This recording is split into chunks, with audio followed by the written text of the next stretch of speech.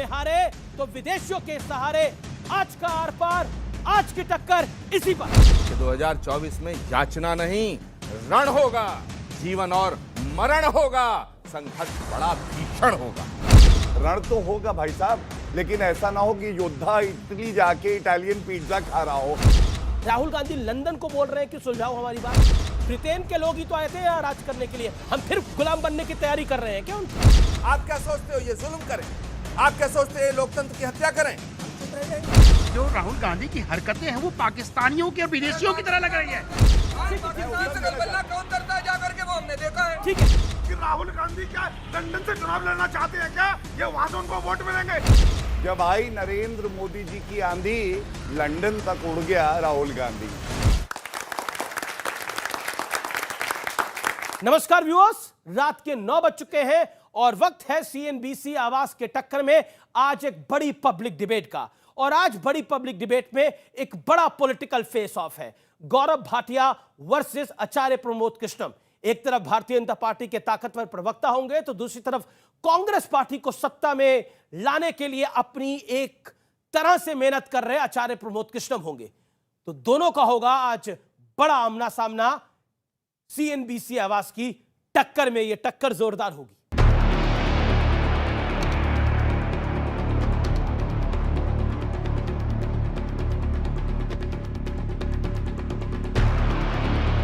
विदेशी जमीन से राहुल गांधी का सरकार पर वार जारी है और बीजेपी कह रही है कि अब राहुल खुलकर दूसरे देशों को भारत में दखल देने की अपील कर रहे हैं। The so-called defenders of democracy, which are the United States, European countries, seem to just be oblivious that a huge chunk of the democratic model has come undone. Rahul Gandhi ji जहर फैलाना बंद करें, नफरत फैलाना बंद करें और विदेशी धरती का इस्तेमाल भारत के खिलाफ एजेंडा चलाना बंद करें। लेकिन मुद्दा सिर्फ इस बयान का नहीं है। राहुल का एक और बयान सुनिए। India is a democracy 3 times the size of the United States, 3 times the size of Europe, and if this democracy crumbles, it will be a huge setback for democracy on the planet. London में बैठकर राहुल गांधी ने आरोपों की झड़ी लगा दी। पहले बोले भारत में छात्रों से संवाद नहीं कर सकता। Can give a talk in Cambridge University, Harvard University, but he can't give a talk in India. फिर बोले भारत में लोकतंत्र खत्म हो गया है। In my view, Narendra Modi is destroying the architecture of India. इसके बाद कहा संसद में बोलने नहीं दिया जाता। When we try to raise these questions, we're not allowed to raise them in the House. How dare anyone pick up courage to say so? सवाल है कि जब राहुल गांधी संसद में जमकर बोलते हैं, भारत जोड़ो यात्रा करते हुए देश भर के लोगों से संवाद भी करते हैं, फिर विदेश में बैठकर देश के लिए दुष्प्रचार करने का मकसद क्या है? आज जनता के बीच इसी मुद्दे पर होगी सबसे बड़ी राजनीतिक बहस। और आज जनता जनार्दन के बीच सबसे बड़ी पॉलिटिकल बहस इसी मुद्दे पर होगी। और आज एक बड़ा पॉलिटिकल फेस ऑफ है। आज एक बड़ी आर पार की टक्कर है। एक तरफ है भारतीय जनता पार्टी के प्रवक्ता और साथ ही साथ सुप्रीम कोर्ट के जाने माने एडवोकेट गौरव भाटिया, जो दूसरी तरफ है कांग्रेस पार्टी के बेहद लोकप्रिय नेता आचार्य प्रमोद कृष्णम और प्रियंका गांधी के एडवाइजर, जो हर हाल में चाहते हैं कि राहुल गांधी का शासन, प्रियंका गांधी का शासन 2024 में वापस आ जाए। वो तैयारी कर रहे हैं 2024 की। तो मेरे साथ आज एक्सपर्ट्स का बड़ा पैनल भी तैयार है। एक तरफ दीपक झा है जो कि जाने माने राजनीतिक विश्लेषक हैं और सैयद जवाद है, दोनों के लिए जोरदार तालियां। तो दूसरी तरफ संजय राणा है और मनीष गुप्ता है, इन दोनों के लिए जोरदार तालियां। और जनता जनार्दन है, देश के युवा हैं, उनके लिए जोरदार तालियां। आज एक मूल सवाल के साथ इस चर्चा की मैं शुरुआत करता हूं और मैं ऑडियंस से एक एक रिएक्शन लूंगा और उसके बाद इस चर्चा में आगे बढ़ता हूं। आप खड़े होइए, जिसको मैं चुनूंगा वो खड़े हो जाए और वो अपनी बात को बोले। मैं आपसे जानना चाहता हूं, आपके घर में अगर लड़ाई होती है तो पड़ोसी के पास जाके बोलते हैं कि समझा दीजिए? नहीं, हमारे घर के जो पेरेंट्स होते हैं वो समझाने की कोशिश करते हैं। हमारे घर में वो मसला सॉल्व होता है। घर में मसला सॉल्व होता है जी। अब कोई और खड़ा होगा जो बोला जाए, आप बोलो। अगर आपके घर में कोई लड़ाई हो तो बाहर के पड़ोसी को जाके बोलते हो या किसी रिश्तेदार को बोलते हो कि सॉल्व करा दो? बिल्कुल नहीं, क्योंकि घर का मसला हमेशा घर में ही सुलझाया जाता है, ना कि बाहर जाके सुलझाया जाता। तो राहुल गांधी तो हमेशा ऐसे ही करते, कुछ ना कुछ तो अतरंगी करते। अतरंगी, अतरंगी, ये शब्द निकल के आया आचार्य जी। अतरंगी शुरुआत आप ही से कर लेते हैं। ये राहुल गांधी जी, जैसा जनता कह रही है, इतने अतरंगी क्यों करते रहते हैं, मैं आपसे पूछता हूं। और देखिए अमीश देवगन, राहुल गांधी अतरंगी नहीं करते ना सतरंगी करते हैं, वो बजरंगी करते हैं। और राहुल गांधी जो कहते हैं उससे आपको प्रॉब्लम है, बीजेपी को प्रॉब्लम है। बीजेपी को प्रॉब्लम है ये समझ में आता है, लेकिन राहुल गांधी जो बोलते हैं उससे आपको प्रॉब्लम है, ये मेरी समझ में आज तक नहीं आया। नंबर 1, राहुल गांधी केदारनाथ जाते हैं तो इन्हें प्रॉब्लम, राहुल गांधी बद्रीनाथ जाते हैं तो इन्हें प्रॉब्लम, राहुल गांधी वैष्णो देवी की यात्रा करते हैं तो इन्हें प्रॉब्लम, राहुल गांधी मानसरोवर जाते हैं तो इन्हें प्रॉब्लम, और तो और राहुल गांधी कोई प्रेस कॉन्फ्रेंस तो इन्हें प्रॉब्लम, और तो और राहुल गांधी को बयान दे इन्हें प्रॉब्लम। हद तो तब हो गई अमीश देवगन जी कि राहुल गांधी कन्याकुमारी से जब कश्मीर की पदयात्रा करते हैं, जिस पदयात्रा को उन्होंने कहा यह गैर राजनीतिक है, नॉन पॉलिटिकल है, उस पदयात्रा से भी इन्हें प्रॉब्लम। तो भाई राहुल गांधी क्या करें, आखिर क्या करें? राहुल गांधी अगर तो लंदन में जाके बोलेंगे कि आइए हमारे साथ आइए और भारत में लोकतंत्र बचाइए। देखिए हमारा देश, ये कैसी याचना है? सुनिए, ये इंटरनेशनल ग्लोबलाइजेशन का जमाना है। ओ, पहली बात। दूसरी बात, मुझे गौरव भाटिया जी से बड़े आदर के साथ, अदब के साथ 2 बातें पूछनी हैं कि 2014 से पहले ये देश सपेरों का देश था, ये तो मोदी जी ने बोला। 2014 से पहले इस देश को कोई जानता नहीं था, ये तो मोदी जी ने बोला। क्या 2014 में भारत पैदा हुआ? यह आदिकाल से भारत है और अनंत काल तक रहेगा। गौरव भाटिया, गलतफहमी के शिकार मत बनिएगा। दूसरी बात अमीश देवगन जी, मैं कहना चाहता हूं भारतीय जनता पार्टी के राष्ट्रीय प्रवक्ता को, सत्ताधारी पार्टी के बड़े धुरंधर वकील साहब को कहना चाहता हूं कि 2024 में याचना नहीं, रण होगा, जीवन और मरण होगा, संघर्ष बड़ा भीषण होगा। चलिए, ये तो ऐलान कर दिया कांग्रेस पार्टी ने, आचार्य प्रमोद कृष्णम ने। कांग्रेस में तो एक ही संत है कहते हैं, और उन्होंने ऐलान कर दिया कि याचना नहीं, 2024 में रण होगा, और वो रण बहुत भीषण होगा। और कहा कि अतरंगी नहीं है राहुल गांधी, बजरंगी है राहुल गांधी। लेकिन लंदन में जाकर किसकी लंका को जला रहे हैं वो जानना जरूरी है। गौरव भाटिया, देखिए, पहले कहा जाता था जब आई नरेंद्र मोदी जी की आंधी, वायनाड तक उड़ गया राहुल गांधी। अब क्या हो रहा है? अब लोग कह रहे हैं जब आई नरेंद्र मोदी जी की आंधी, लंदन तक उड़ गया राहुल गांधी। और मैं बताता हूं, भैया कह रहे हैं और परम ज्ञानी, मैं इनकी बहुत इज्जत करता हूं, इसलिए जब सारे लोग रण छोड़ देते हैं तब आते हैं हमारे स्वामी जी और बचाव करते हैं उस अपरिपक्व बालक का, जिसके बारे में ये भी जानते हैं कि कितनी गलत बात बोली है।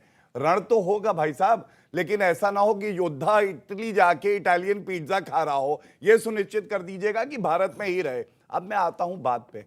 कितना अच्छी बात हमारी यहाँ पे एक साथी ने कही। उसने कहा अगर घर की बात है तो हम घर में ही करेंगे, अगर कमी लगती भी है, आपको इटालियन चश्मे से कमी लगती है अमीर जी, तो भी आप घर के अंदर बोलेंगे ना, पार्लियामेंट में बोलेंगे, आप जाएंगे लोगों के सामने बोलेंगे।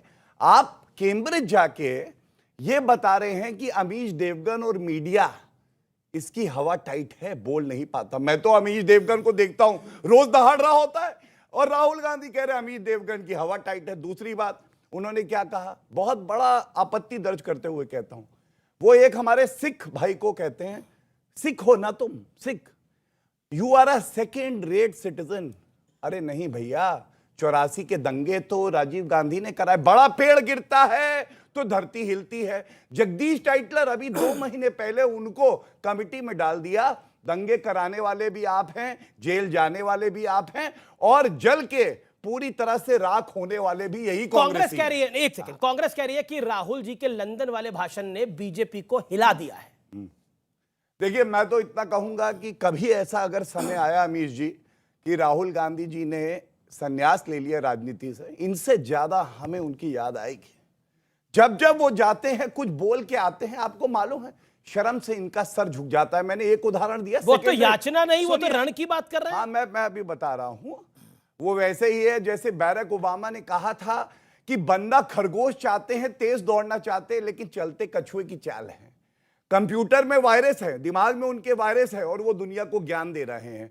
फॉलोअर्स आते हैं यूक्रेन से, चुनाव लड़ेंगे टिम्बकटू में, और भारत में रहेंगे, कहेंगे मैं यहाँ का नेता हूं। अरे भैया, चुनाव आपको भारत ठीक में है, जवाब लड़ना है, आचार्य जी का। लंदन में तो नहीं आचार्य, लड़ना। आचार्य, मैं एक बात और जी, जी, उठा जी। दूं, उसके बाद आप उनके पास जी, जी। जाइएगा। देखिए, मैं एक बात और पूछना चाहता हूं, आचार्य जी मुझे बताएंगे संप्रभुता क्या होती है? हम आजाद हुए। सॉवरेनिटी का पहला प्रिंसिपल है कि आपके अंदरूनी मामले में हस्तक्षेप नहीं हो सकता है। कौन होता है? अमेरिका हो या ये आपका UK हो। point valid है। आप मुझे बताइए कैसे राहुल गांधी की इतनी हिम्मत बढ़ती है कि वो कहे आप हस्तक्षेप करो?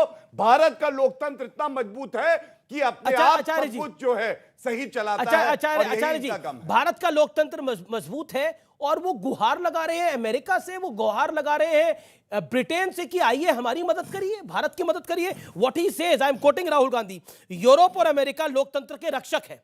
यूरोप और अमेरिका लोकतंत्र के रक्षक है। इस बात से बेखबर क्यों है कि भारत में लोकतंत्र का एक बड़ा हिस्सा नष्ट हो चुका है? यानी वो क्लियर कट इंटरवेंशन की बात कर रहे हैं अमेरिका और ब्रिटेन की। क्या आपको लगता नहीं घर की बात घर में सुलटानी चाहिए? राहुल गांधी लंदन को बोल रहे हैं कि सुलझाओ हमारी बात। वही तो गए थे, ब्रिटेन के लोग ही तो आए थे यहां राज करने के लिए। हम फिर गुलाम बनने की तैयारी कर रहे हैं क्या उनकी?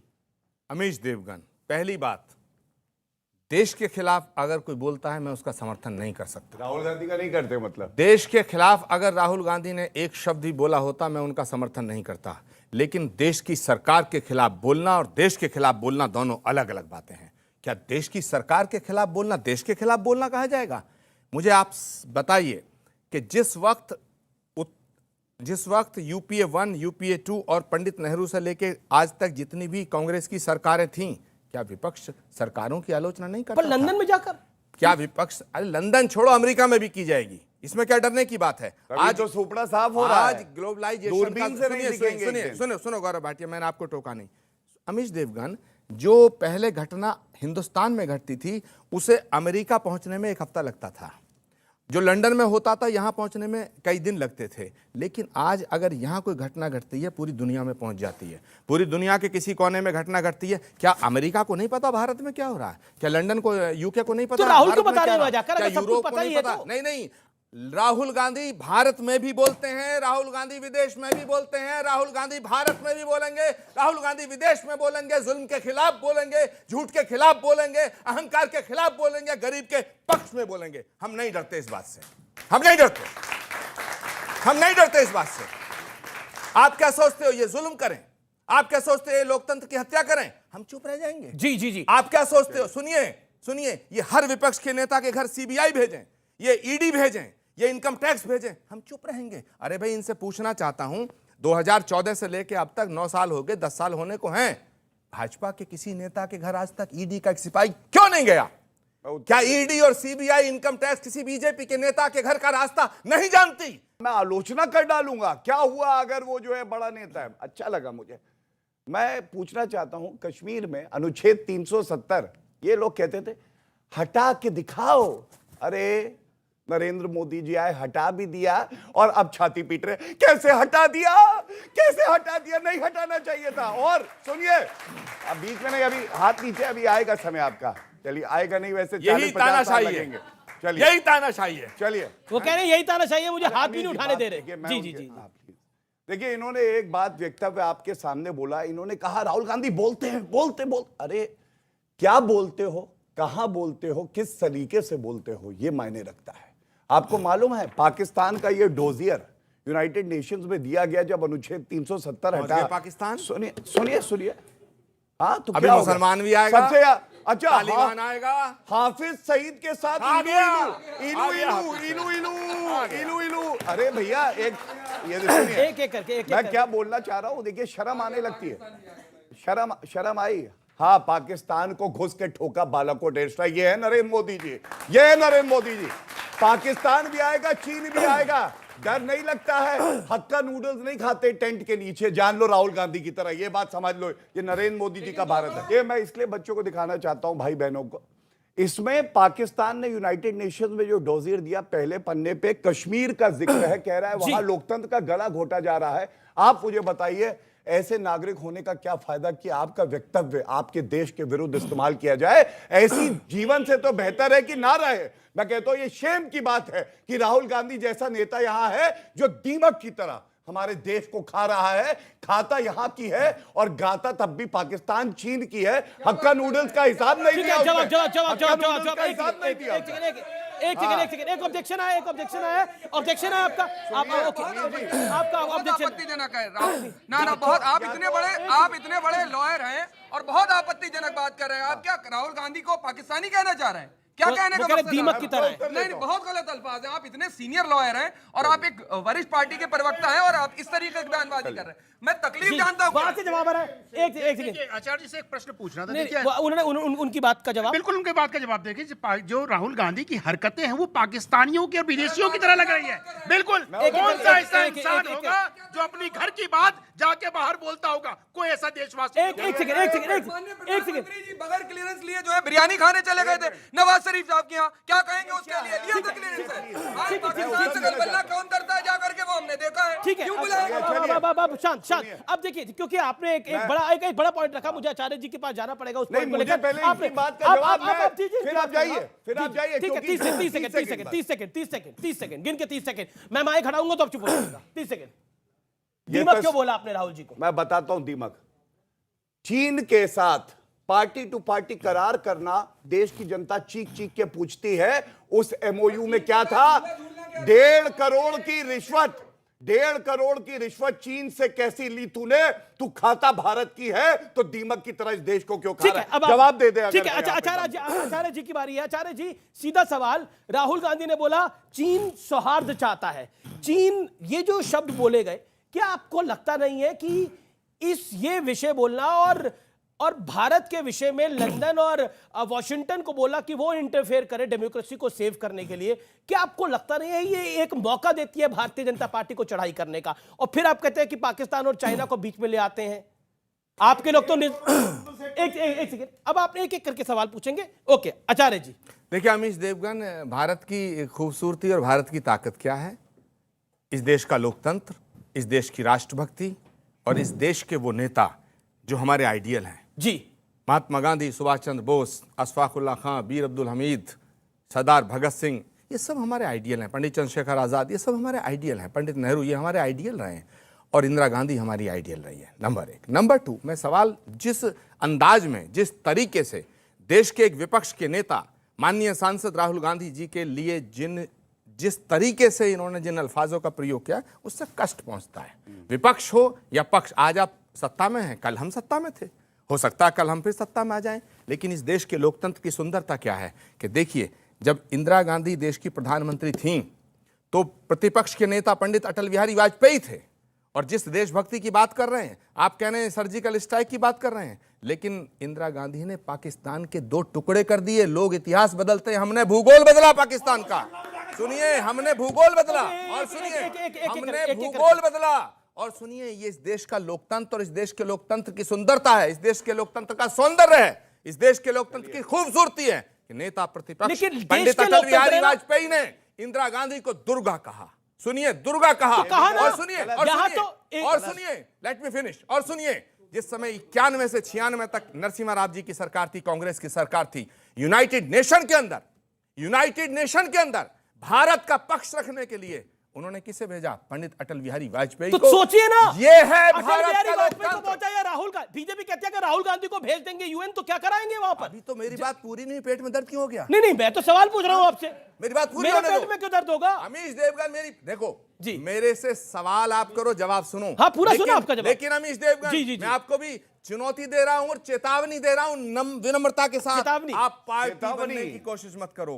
आप पार्टी बनने की कोशिश मत करो। ना, हम पार्टी है, देश की पार्टी है।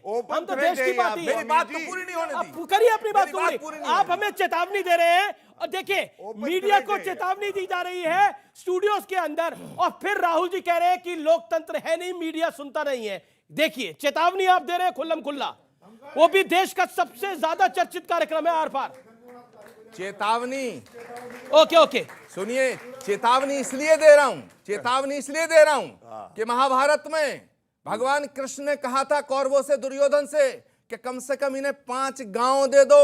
दुर्योधन ने कहा सुई के नोक की बराबर जमीन नहीं दूंगा। तब महाभारत हुआ था अमीश देवगन। इसलिए महाभारत से पहले की चेतावनी है ये 2024 का जो चुनाव है, अच्छा, ये मतलब भारतीय लोकतंत्र का महाभारत होगा। और इसीलिए होगा ठीक कि है। आप विपक्ष के नेताओं को अच्छा, वोट ये कह नहीं रहे देते हो। हैं कि वो कह रहे हैं इंदिरा गांधी को दुर्गा कहा था, इंदिरा गांधी को दुर्गा कहा था। देखिए, जो जिसको ठीक लगा उसने कहा, तो राहुल गांधी को क्या कहा जाए जनता से पूछ लेते हैं। मैं ये कहना चाहता हूं, क्या मीर जाफर या मीर कासिम ने जो किया, क्या वही राहुल गांधी करना चाहते हैं इस देश में? क्या विदेशियों को बुलाकर इस देश की संप्रभुता पर हमला करवाना चाहते हैं क्या यह मुझे बता दें कि राहुल गांधी क्या लंदन से चुनाव लड़ना चाहते हैं क्या, या वहां से उनको वोट मिलेंगे? हिंदुस्तानियों के वोट उन्हें नहीं चाहिए क्या? सवाल का जवाब, राहुल गांधी के लंदन से चुनाव, ब्रिटेन से चुनाव लड़ना चाहते हैं, जैसे एक्सपर्ट सवाल पूछ रहे हैं। अमीश जी, राणा जी जो कह रहे हैं ना, राहुल गांधी अगर लंदन से चुनाव लड़ जाए वहां से भी जीत जाएंगे। मीर जाफर और जयचंद जैसे लोगों की तुलना राहुल गांधी से नहीं की जा सकती है। राहुल गांधी उस परिवार के व्यक्ति हैं जिन्होंने अपने 2 पूर्व प्रधानमंत्रियों की शहादत दी है। इस देश की धरती पर इंदिरा गांधी की छाती से टपकता हुआ लहू दुर्गा बोला गिरा है। वो कह रहे हैं इंदिरा गांधी जी ने दुर्गा जैसा काम किया तो दुर्गा बोला। अच्छा अमीश देवगन जी, आपकी राहुल गांधी से दुश्मनी समझ में आती है, मुझसे क्या है? आपने पहली बात, छोड़ दी। हमारी किसी से दुश्मनी राहुल नहीं है। गांधी को छोड़ दिया है, ऐसे हम- प्रवक्ता कह रहे हैं, अरे भैया किसी से इसको नहीं दुश्मनी डिफेंड है। कर पाऊंगा मैं। हम सबको बराबर का मैं मानते हैं। आपको और प्यार दूसरी करता बात, हमारी दोस्ती मां भारती के साथ है। हमारी दोस्ती मां भारती के साथ है और देश के साथ है। जो देश के लिए है उसके साथ हम खड़े हैं। मैं गौरव भाटिया आपका रुख करता हूं, मैं किरण रिजिजू को कोट करता हूं और सवाल का सीधा जवाब आना चाहिए। मां भारती के साथ है। जी। तो इनकी किसके साथ है? एक सेकेंड, अब सवाल का जवाब दीजिए। किरण रिजिजू ने बोला, मैं उनको किरण रिजिजू जो कि केंद्रीय मंत्री हैं, लॉ मिनिस्टर हैं, उनको कोट करता हूं, कानून मंत्री। भारत के लोग जानते हैं कि राहुल गांधी पप्पू हैं, लेकिन विदेशी नहीं जानते हैं कि वे वास्तव में पप्पू हैं। ये शब्द बोलने क्यों जरूरी थे किरण रिजिजू के लिए? क्या आपको लगता नहीं ये स्तर के नीचे की बात है? अमीश जी के लिए तालियां। अच्छा लगा इनसे सवाल पूछा। चलिए, देखिए इनकी बात का भी उत्तर दे दूं। अभी राहुल गांधी की योग्यता बताने के लिए इंदिरा गांधी तक जाना पड़ा। सोचिए कि वो कितना निकम्मा होगा कि उसकी कोई तारीफ नहीं बता पाए। पार्लियामेंट अच्छे से अटेंड करता है, बड़ा विश्वसनीय नेता है, छुट्टी नहीं लेता है, समर्पित है, देश प्रेम है, कुछ नहीं बताया। इंदिरा गांधी को दुर्गा बुलाया था, इसलिए राहुल गांधी अच्छा है, ये इन्होंने बताया। यही वंशवाद होता है। और मैं इतना ही कहूंगा, मेरे सवाल का जवाब मैं दूंगा, मैं लेकिन उनकी बात का भी 2 चीजें का जवाब देके आपकी बात का जवाब दूंगा। इनके लिए कहना गलत नहीं होगा, नेहरू जी कह गए इंदिरा से, ऐसा पोता आएगा, खाएगा भारत की, गाएगा चीन और पाकिस्तान की। ये है राहुल गांधी। लेकिन मेरे सवाल सुनिए, आपकी बात के जवाब दूंगा। एक बात और, महाभारत की भी इन्होंने बात करी। पुत्र मोह जब धृतराष्ट्र को हो गया था, तो दुर्योधन के लिए क्या मोह था? आप देखा ना, युद्ध हो गया, पूरा वंश जो है नाश हो गया। वही कांग्रेस पार्टी का आपको पांडव बता रहे हैं, कौरव आपको बता रहे हैं। नहीं, वो देखिए, वो तो जनता ने तय किया है। अमेठी से वायनाड लात पड़ी तो गिरे हैं। अभी अगली बार कहां जाएंगे आप सोचिएगा। अब मैं आपकी बात का उत्तर देता हूं। आपने कहा, लॉ मिनिस्टर ने कहा पप्पू। अरे अधीर रंजन चौधरी ने पप्पू बुलाया राहुल गांधी को। भैया क्यों बुलाया? अपने नेता को पप्पू कह रहे हैं। और चलिए पप्पू और नॉट पप्पू परफॉर्मेंस देख लेते हैं। जो उसमें तो गृह मंत्री ने खुद टोका था। उन्होंने बोला था कि माननीय सांसद को आप पप्पू नहीं बुला सकते। तो फिर फिलिप कोटर अवार्ड दिया गया था, फिलिप कोटर प्रेसिडेंट अवार्ड, फिलिप कॉटलर, हाँ, जो भी है। हाँ देखो, अरे अवार्ड मिलता नहीं है, बोलना तो सीखो। अरे ठीक है, लेट हिम स्पीक। हो सकता है उनकी अंग्रेजी उतनी अच्छी ना हो। फिलिप कॉटलर भैया, अरे सुन तो लो, इसी बात पे आ रहा हूँ। अमीश देवगन जी, ये अवार्ड पूरी दुनिया में किसी ने नहीं सुना था। ये सिर्फ नरेंद्र मोदी जी को देने वाले और लेने वालों ने सुना था। इसका हिंदुस्तान में इन लोगों ने खूब जोर शोर से प्रचार किया। सवाल क्या है? कहना ये है कि इनको विदेशों से फिलिप कॉटलर अवार्ड चाहिए क्या? चाहिए, बिल्कुल नहीं चाहिए। मोदी जी को दो।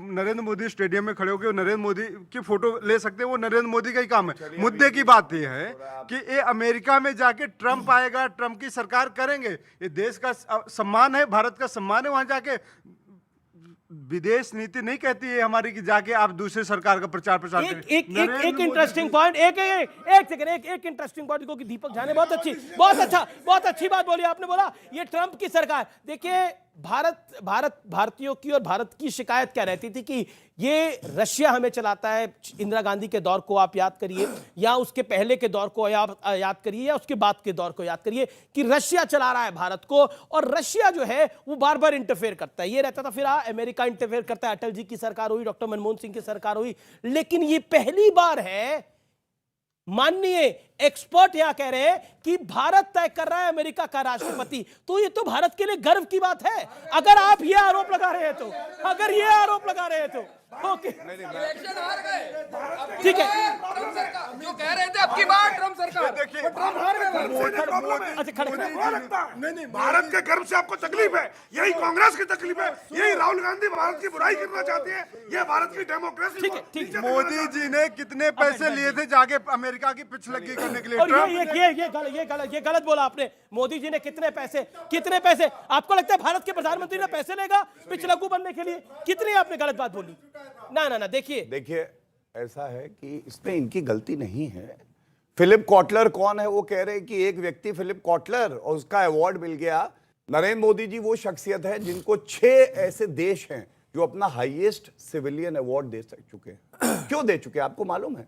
आपने अभी देखा इटालियन प्राइम मिनिस्टर आती है, वो क्या कहती है? वो कहती है नरेंद्र मोदी जी वो नेतृत्व दे रहे हैं पूरे विश्व को जो कोई और नहीं दे रहा। और सबसे बड़ी बात है, जब G20 की समिट हुई, नरेंद्र मोदी जी ने कहा this is not an era of war. पूरे विश्व ने जब रेजोल्यूशन पास हुआ उसी लाइन को कोट करके कहा कि रूस और यूक्रेन के बीच में कोई अगर मध्यस्थता कर सकता है अपने राजनीतिक कद और दूरदर्शिता के कारण, तो वो श्री नरेंद्र मोदी जी है। हर भारतीय की छाती 56 इंच की हो गई, इनकी सिकुड़ के 6 इंच की रह गई। अच्छा ठीक है गौरव, ओके। अब मैं आचार्य जी के पास जाता हूं। आचार्य जी, आपके पास लंबे टाइम बाद आ रहा हूं क्योंकि विवाद बहुत हो गया। एक बात बताइए, क्या आपको लगता है कि भारतीय जनता पार्टी ने कांग्रेस पार्टी को उसी के जाल में फंसा दिया है? अब लंदन में जाके राहुल गांधी को यह बोलने की क्या आवश्यकता थी? क्यों वो इस बात की शिकायत कर रहे हैं कि लोग अगर करना है तो देश में उनको भरपूर बोलने का मौका मिलता है, सदन में वो बोले, वो 42 मिनट बोले, 48 मिनट बोले, किसने रोका उनको सदन के अंदर? राजनीति में एक दूसरे के ऊपर आरोप लगते हैं, प्रत्यारोप लगते हैं, लेकिन देश के प्रधानमंत्री जी को अगर गप्पू कहा जाएगा तो भी मुझे कष्ट हुआ, और जो राहुल गांधी को पप्पू कहा गया ये भी मुझे कष्ट होता है।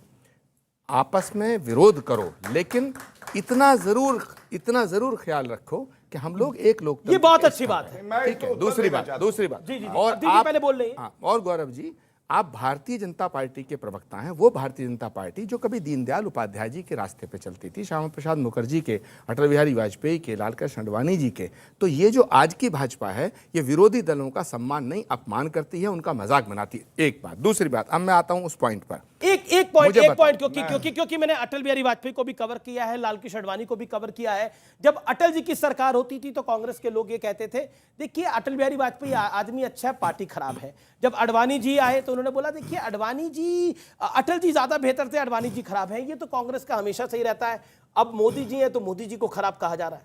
मुझे लगता है ये बात गौरव जी नहीं कह पा रहे होंगे, तो आपने कह दी, तो बहुत अच्छा। Thank you. अब मेरी बात सुन लीजिएगा अमीश जी, मैं ये कहना चाहता हूं, अभी पाकिस्तान का जिक्र हुआ, मुझे बताइएगा कि पाकिस्तान ने हम पर हमला किया, पाकिस्तान हमारा शत्रु देश है, पाकिस्तान ने कारगिल किया, पाकिस्तान रोज कश्मीर में आतंकवादी भेजता, लेकिन पाकिस्तान के अंदर बिना बुलाए कौन सी पार्टी का नेता गया? पहली बात। दूसरी बात, हमारे देश में जब उरी पे हमला हुआ, पठानकोट हमला हुआ, तो उन हमलों की जांच के लिए पाकिस्तानी एजेंसी को इनवाइट किसने किया? हमने तो नहीं किया, इन्होंने किया। तीसरी बात, जो सिखों की बात आई कि प्राइम मिनिस्टर इंदिरा गांधी जी की सिक्योरिटी में एक सिख जवान था, इंटेलिजेंस ने ये रिपोर्ट दी थी कि इसको हटा दिया जाए, लेकिन कांग्रेस की नेता इंदिरा गांधी का कलेजा देखिए, उन्होंने कहा नहीं, मुझे शहादत भी अगर होनी है तो मंजूर है, लेकिन मैं फिरका परस्ती को बर्दाश्त नहीं कर सकती। ये कांग्रेस के नेताओं का, बदले में 3000 सिख मारे गए। सुनिए, ये कह रहे हैं 3000। एक सेकंड।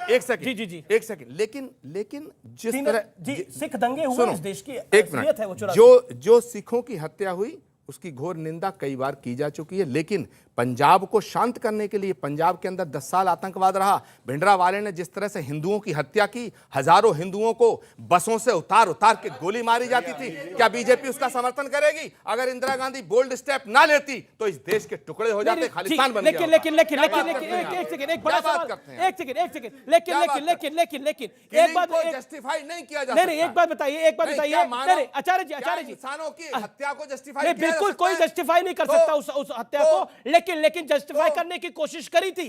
किस प्रधानमंत्री ने जस्टिफाई करने की कोशिश करी थी? बड़ा पैर गिरता है तो धरती हिलती है, किसने कहा था ये?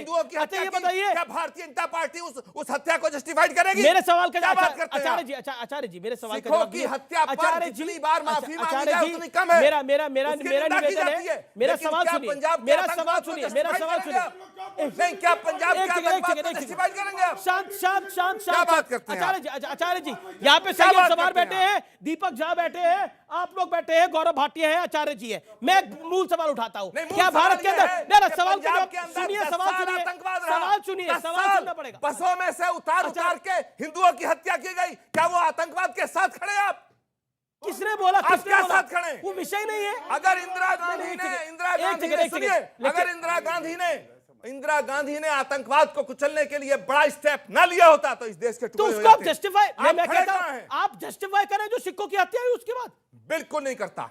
तो फिर बार बार बिल्कुल आप नहीं इस बात करता। को कह रहे हैं कि मार रहे थे, अगर किसी उसके बाद जो सिखों का नरसंहार हुआ उसके लिए कौन सा बता रहा है? और एक बात बताइए, इस देश के अंदर भारत के सिख, जैन, मुसलमान के सेकंड ग्रेड सिटीजन है, जो राहुल गांधी ने बोला सिखों की हत्या जो हुई वो गलत हुई। सेकंड ग्रेड सिखों की हत्या चले। सेकंड ग्रेड सिटीजन है गौरव भाटिया। अमीश देवगन मामले को डाइवर्ट मत करिएगा। मैं बिल्कुल डाइवर्ट नहीं कर रहा। कांग्रेस पार्टी ने कितनी बार माफी मांगी है? कांग्रेस पार्टी के नेता जेल में घुसे हुए, सज्जन कुमार के ऊपर मुकदमा चला। क्या बात करते हैं? सिखों और हिंदुओं को अलग करना चाहते हैं? कुछ कहना चाहते हैं? मेरा सवाल आपसे, आप कहते हैं कि 10 साल पंजाब में आतंकवाद रहा, उस भिंडरावाले को पैदा करने वाली ही इंदिरा गांधी थी, उसको पैदा करने वाली कांग्रेस पार्टी थी। आप कैसे कह सकते हैं कि उनको खत्म किया उन्होंने? मेरा सवाल बीजेपी से है कि आपका सारा मुद्दा आके अगर जाति, धर्म, मुसलमान पे क्यों खत्म होता है? आपका सारा मुद्दा धर्म, जाति और पाकिस्तान पे आप क्यों खत्म करते हैं डिबेट? ओके, जवाब गौरव भाटिया। मैं गर्व से कहता हूं, भारतीय जनता पार्टी का प्रवक्ता होने के नाते, नरेंद्र मोदी जी देश के प्रधानमंत्री हैं। लाल किले की प्राचीर से उन्होंने ये कभी नहीं कहा कि हिंदुओं तुम्हारा पहला हक है देश के संसाधनों पे। मनमोहन सिंह जी ने कहा था।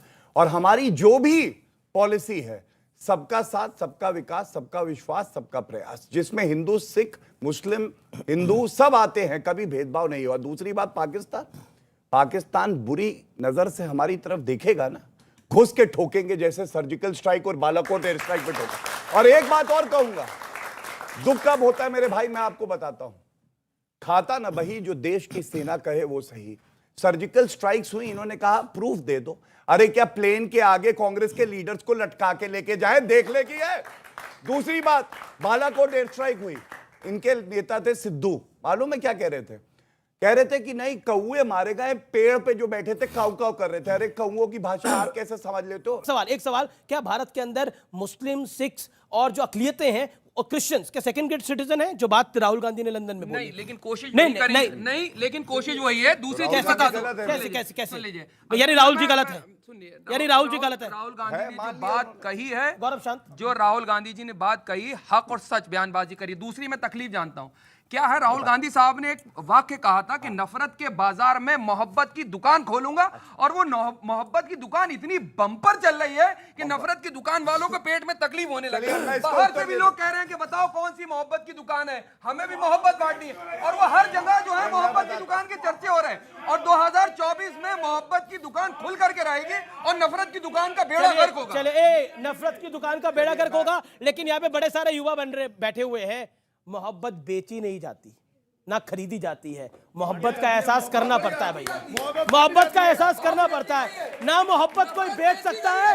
मोहब्बत ट्रेडेबल। यहाँ पर बड़े सारे युवा बैठे हैं। मोहब्बत एक सेकंड, ना मोहब्बत ट्रेडेबल कमोडिटी नहीं है। मोहब्बत बेची नहीं जाती, ना खरीदी जाती है, मोहब्बत का एहसास होता है और मोहब्बत महसूस करी जाती है। इसलिए वो विषय वहीं समाप्त होता है। लेकिन मैं अब एक और बड़ी पॉइंट पर आता हूं। सलमान खुर्शीद कांग्रेस पार्टी के सर्वोच्च नेताओं में से एक हैं। सलमान खुर्शीद साहब क्या कह रहे हैं, मैं कुछ नहीं बोलता, आप सुनिए और आप दोनों भी सुनिए और आप चारों भी नीचे जो एक्सपर्ट्स बैठे हैं वो भी सुनिए। क्या कह रहे हैं सलमान खुर्शीद?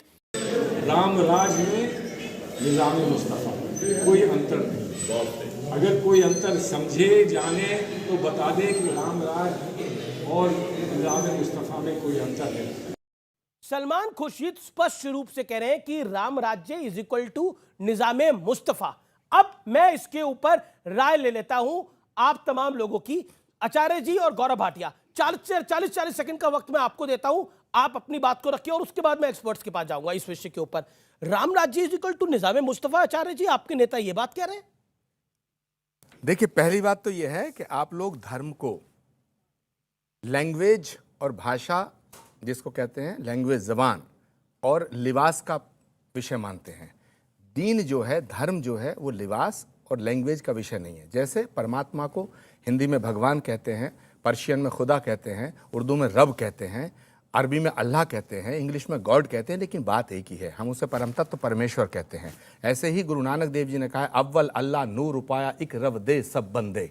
तो ये जो ज़बान है, ये जो लैंग्वेज है, अगर उन्होंने, सलमान खुर्शीद ने कहा निज़ाम मुस्तफ़ा मतलब पैगंबर मोहम्मद ने जो नियम बनाए उनके हिसाब से निज़ाम जो होता है अच्छा होता है। हम कहते हैं राम राज, हमारे लिए भगवान राम हमारी आस्था के केंद्र है। वक्त एक ब्रेक का है, टक्कर में रुकेंगे एक अंतराल के लिए, लेकिन देश का नंबर 1 बिजनेस चैनल CNBC आवाज पे ब्रेक के बाद भी टक्कर जारी है। रॉबर्ट वाड्रा बेल पे बाहर हैं, कार्ति चिदम्बरम, पी चिदम्बरम बेल पे बाहर हैं, और पार्था चैटर्जी, नवाब मलिक। आप मुझे ये एक मिनट, आप मुझे ये बताइए, जो सवाल जनता पूछ रही है एक लाइन में, अगर ये लोग निर्दोष हैं और राजनीतिक द्वेष से फंसाया जाता है, न्यायालय क्यों नहीं इनको रिलीफ देता है?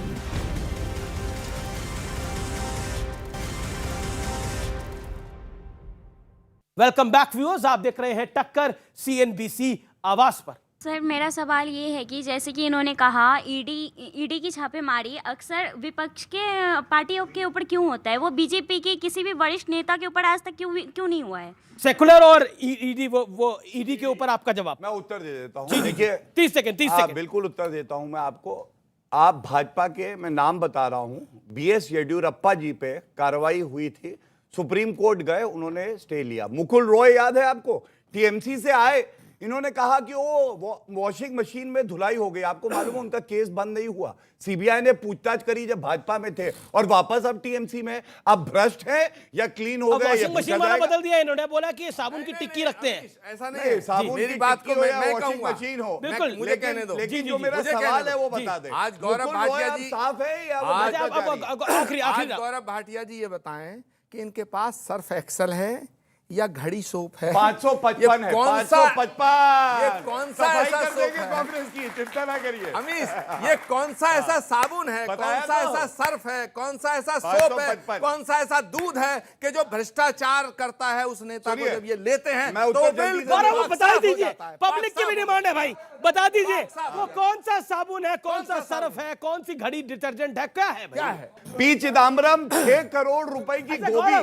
गमले में लगा देते हैं। राहुल गांधी भ्रष्ट, सोनिया गांधी भ्रष्ट, लेकिन सारे के सारे भ्रष्ट इधर ही क्यों मिलते हैं? लेकिन आखिरी ये कौन सी ऐसी साबुन की टिक्की? मैंने बताया आपको कि भारत, मनीष जी को भी दे देते, वो लोग अब तो आतिशी कह रही है कि मैं खड़ाओं पर रहकर, मतलब उनकी खड़ाओं रखकर हम राज कर रही है। उन्होंने मनीष सिसोदिया को, कल तक तो भगत सिंह थे, आज गुलाम बन गए। मैं बताता हूँ। जी। देखिए, ऐसा है, चिल्लाना राजनीतिक द्वेष है, ये सब बड़ा आसान है जी। सोनिया गांधी, राहुल गांधी का यहाँ पे ऑर्डर दिखा देता हूँ, सुप्रीम कोर्ट तक गए और उसके बाद उनकी याचिका को निरस्त किया गया, बेल पे बाहर हैं।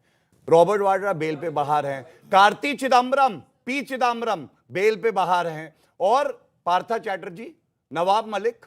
आप मुझे ये एक मिनट, आप मुझे ये बताइए, जो सवाल जनता पूछ रही है एक लाइन में, अगर ये लोग निर्दोष हैं और राजनीतिक द्वेष से फंसाया जाता है, न्यायालय क्यों नहीं इनको रिलीफ देता है? केवल ये बताइए। पहले तो भगत सिंह से बराम हो गए, मनीष सिसोदिया को कट्टर ईमानदार का जो सर्टिफिकेट देता था वो थर-थर कांप रहा है, कह रहा भैया रुपया रख लो, कहीं मुझे भी जेल ना जाना चलिए पड़े। बहुत बहुत सवाल शुक्रिया, क्या है? बहुत बहुत शुक्रिया आप तमाम लोगों का आज जुड़ने के लिए। फिलहाल इतना ही, लेकिन जो बात आचार्य प्रमोद कृष्णम ने बोली इस चर्चा की शुरुआत में, याचना नहीं अब रण होगा और 2024 वाला युद्ध जो है वो बड़ा भीषण होगा।